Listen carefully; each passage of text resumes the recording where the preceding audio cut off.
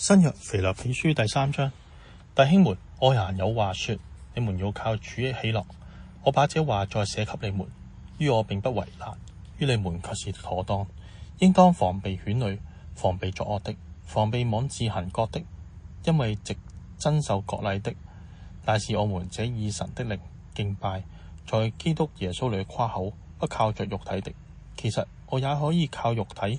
若是別人想他可以靠肉體，我更可以靠着了。我第8天受割禮，我是以色列族便雅憫支派的人，是希伯來人所生的希伯來人。就律法說，我是法利賽人；就熱心說，我是逼迫教會的；就律法上的義說，我是無可指責的。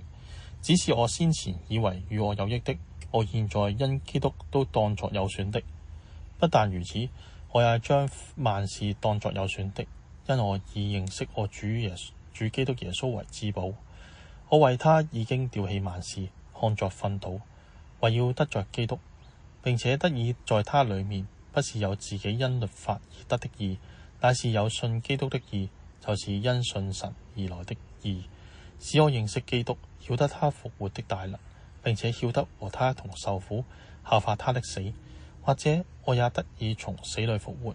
這不是說我已經得着了，已經完全了，我乃是竭力追求，或者可以得着基督耶穌，所以得着我的。弟兄們，我不是以為自己已經得着了，我只有一件事，就是忘記背後，努力面前的，向着標竿直跑，要得神在基督耶穌裡從上面召我來得的獎賞。所以我們中間凡是完全人，總要存這樣的心。若在什麼事上存別樣的心，神也必以此指示你們。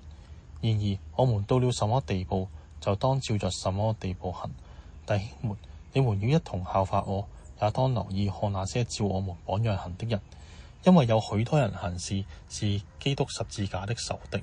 我屢次告訴你們，現在有流淚的告訴你們，他們的結局就是沉淪，他們的神就是自己的肚腹，他們以自己的羞辱為榮耀，專以地上的事為念。